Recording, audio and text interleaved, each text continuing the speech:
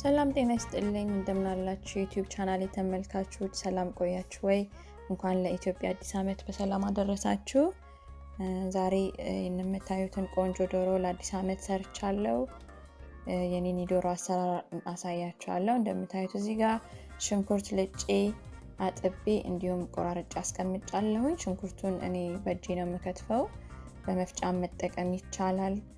ብዙ ጊዜ ሌሎች ወጦችን ስሰራ በመፍጫ እጠቀማለሁ። ለዶሮ ሲሆን ግን ብዙ ጊዜ በእጄ ነው የምጠቀመው። በእጄ የተከተፈ ሽንኩርት መርጣለሁ።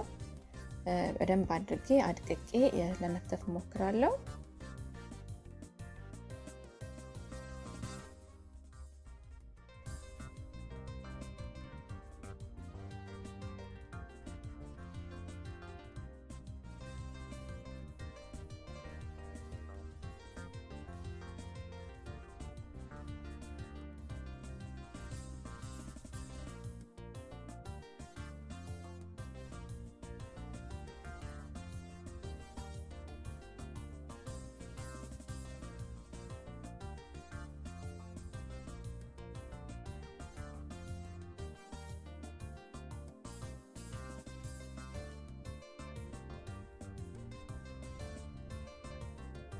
እንደምታዩት ሽንኩርቱን ከትፌ ጨርሼ በብረት ድስት አድርጌ ጥጃለሁ።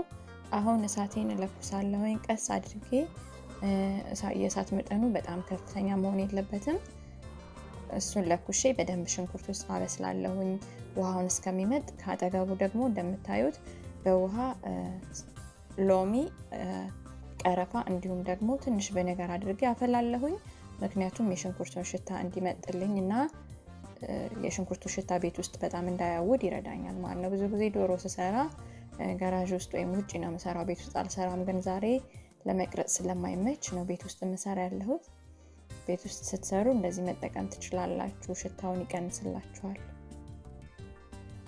እንደዚህ ያደረኩ ሽንኩርቱን በደንብ አበስለዋለሁ እያማሰልኩ ውሃውን እስከሚመጥ ድረስ። እንደምታዩት አሁን ዝቅ እያለ ነው የመጣው፣ እየቀነሰ የሽንኩርቱ መጠን እየበሰለ ነው ያለው። በደንብ ውሃውን መምጠጥ አለበት።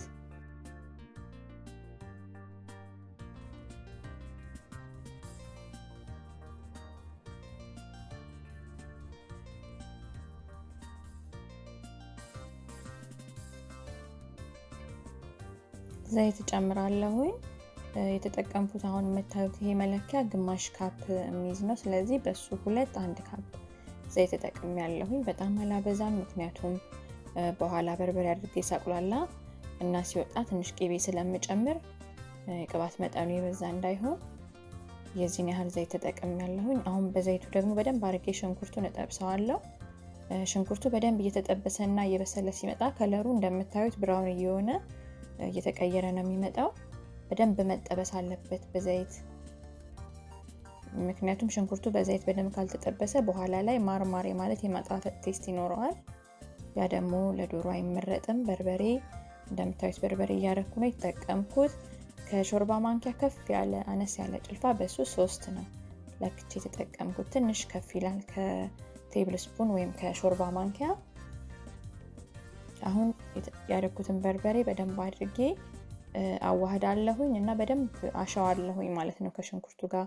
በጣም መታሸትና ውሃ ሳይገባው እጅ ሳይቋረጥ እንዳይዝብን ቶሎ ቶሎ እያማሰለን በጣም መታሸት አለበት በርበሬው። እንደሱ ካልሆነ በኋላ እንግዲህ የማቃጠል ነገር ይኖረዋል። ያ በደንብ በታሸና በተቁላላ ቁጥር ነው የማቃጠል ቴስቱ እየቀነሰ የሚመጣው የበርበሬው። አሁን የተፈጨ ዝንጅብልና ነጭ ሽንኩርት ጨምራለሁኝ። ከሱም ጋር አብሬ ደግሞ እንዲሁ አቁላላዋለሁኝ። እስካሁን ድረስ እንደምታዩት ምንም አይነት ውሃ አልተጠቀምኩም። በራሱ በዘይቱና በእንፋሎቱ ነው እያማሰልኩ ያለሁት። ይሄ ፕሮሰስ ምናልባት 20 ደቂቃ 25 ደቂቃ ያክል አማስያለሁኝ።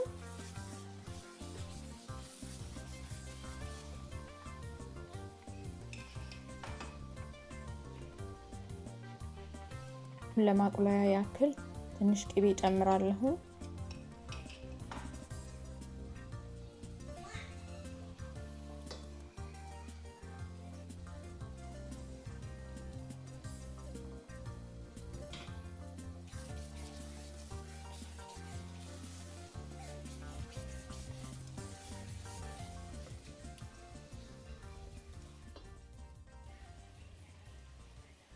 እንዲሁም ደግሞ የተፈጨ ኮረሪማ ተጨምርና አብሬ እሱንም አቁላላለሁ ማለት ነው። ዶሮ ሲሰራ ብዙውን ጊዜ የሚወስደው በጣም ትልቁ ፓርት ይሄ ነው። በደንብ የማቁላላቱ ፓርት እና ስጋ የማጠቡ ፓርት ነው። በደንብ መቁላላት አለበት። አሁን ውሃ ማድረግ ጀምራለሁኝ። ውሃ ጠብ እያደረኩ ደግሞ እንዲሁ በደንብ አቁላለዋለሁ ማለት ነው።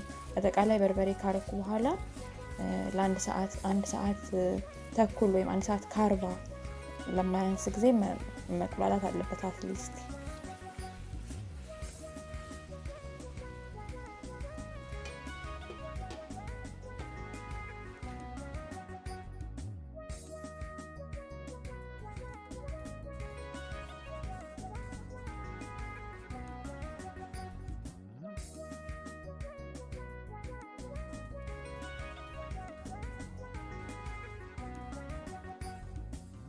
እንደምታዩት እዚህ ጋር የዶሮ ስጋ አለኝ።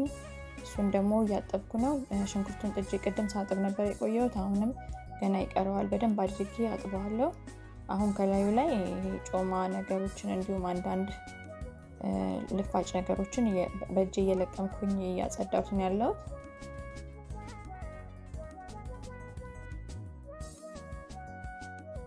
በደንብ መጽዳት መቻል አለበት። የዶሮ ስጋ ላዩ ላይ አንዳንድ ዝልግልግ ነገሮች አሉ። እነሱ ሁሉ በደንብ መጽዳት አለባቸው።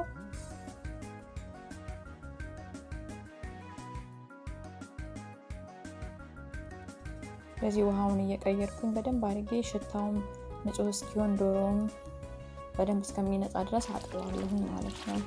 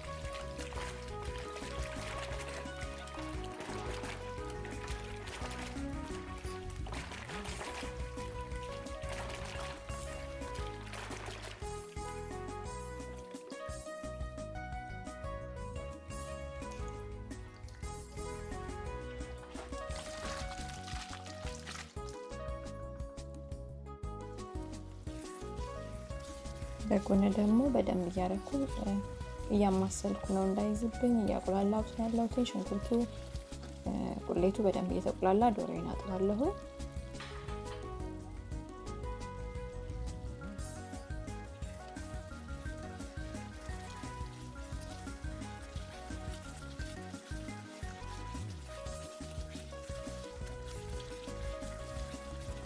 አንዳንድ ሰዎች እዚህ ላይ ቲማቲም ደለህ ይጨምራሉ ዶሮ ሲሰሩ ቁሌት ላይ። እኔ ግን እሱን አልመርጠውም። እንዲሁ ነው የምሰራው ማለት ነው። አሁን እንግዲህ ዶሮ እንደምታዩት በደንብ አድርጌ ደጋግሜ ብዙ አጥቤዋለሁኝ። ንጹህ ሆኗል። ግን ከላይ ላይ ያሉትን የቀሩ ዝልግልግ ፓርቶችን ጮማ ፓርት የቀረ ካለ አሁን በማጥራት ላይ ነኝ ያለሁት። እሱን በደንብ ልቅም አድርጌ አጠራለሁ። እንዲሁም ደግሞ የዶሮ እግርና እንዲሁም መላላጫውን ጫፍ መቆረጥ አለበት። አጥንቱ ዶሮ ሲሰራ ጫፉ ተቆርጦ ነው መግባት ያለበት፣ እንዲሁ መግባት የለበትም።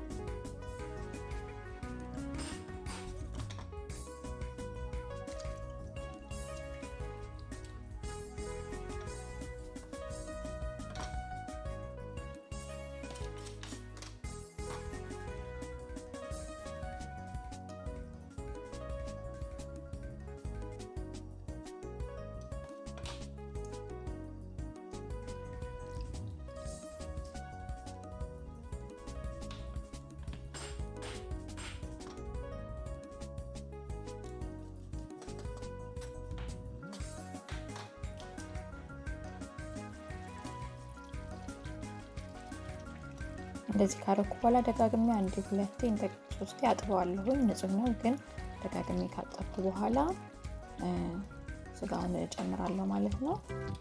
አሁን ኦልሬዲ ስጋዬን አጥቤ ጨርሻለሁ። ስጋውን ለማድረግ ተቃርቤያለሁኝ። ስጋው ሲደረግ ወጥ ውስጥ በደንብ ጭምቅ መደረግ አለበት ውስጥ ሲወጣ፣ እንዲሁም ደግሞ ሰንጠቅ መደረግ አለበት። የዶሮ ቅባት በደንብ ቅመሙ ወደ ውስጡ እንዲገባ ወደ ስጋው ውስጥ የተሰነጠቀ ነው መጨመር አለበት። አጥባችሁም ስታደርጉ ደግሞ በደንብ ጭምቅ መደረግ አለበት።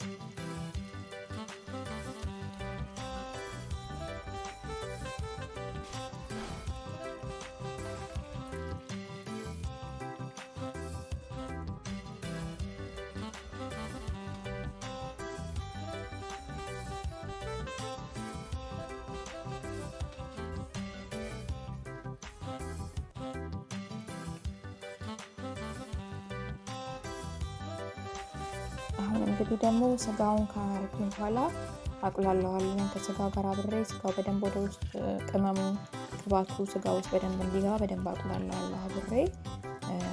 በትንሹ ለ15 ደቂቃ ደግሞ በደንብ አድርጌ አቁላለዋለሁ። ምክንያቱም ብዙ ጊዜ እዚህ ሀገር ውጭ ሀገር ስጋው ቶሎ ስለሚፈርስ አብሮ ከስጋው ጋራ ብዙ አቁላለሁ። አሁን እንደነገርኳችሁ ይሄ ዶሮ ፋርም ሄጄ ነው እኔ አሳርጄ ያመጣሁት። እነዚህ ጥሬ በልተው የሚያድጉ ናቸውና ስጋቸውም ጠንከር ያለ ነው። እንደ ኢትዮጵያ ዶሮ ቶሎ አይፈርስም። ስለዚህ በደንብ አቁላልቼ ነው ውሃ መከለሰው። እንግዲህ አሁን በደንብ አቁላልቼዋለሁኝ። የውሃ መከለስ ደረጃ ላይ ደርሻለሁ። የውሃውን መጠን እያየሁኝ እስከሚበቃው ድረስ እከልስበታለሁ።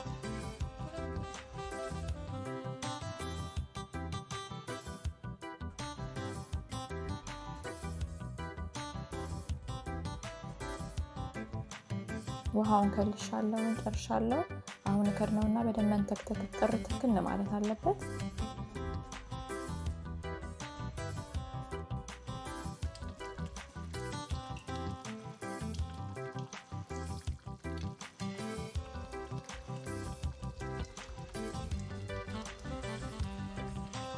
ውሃውን ከከለሱ በኋላ እንግዲህ ተንተክትኳል በደንብ እንደምታዩት ትክን ብሎ ውሃውን ማጥሯል። ከላዩ ላይ ሊወጣ ስለተቃረበ ትንሽ ቅቤና እንዲሁም መከለሻ ጨምሬበታለሁ።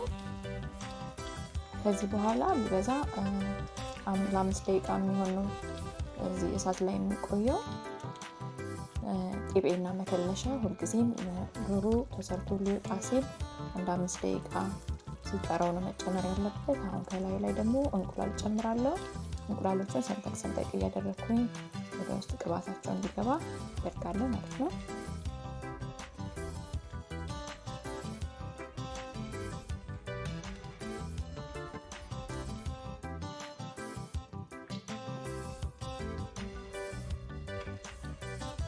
እንግዲህ ይሄን ይመስላል የኔ አዲስ አመት ዶሮ አሰራር። እንደወደዳችሁ ተስፋ አደርጋለሁኝ። የሚቀጥለው በሌላ ቪዲዮ እስከምንገናኝ ድረስ መልካም ቆይታ ይሁንላችሁ። መልካም በዓል፣ መልካም አዲስ አመት ለሁላችሁም እንዲሆን እመኛለሁኝ። ሰላም።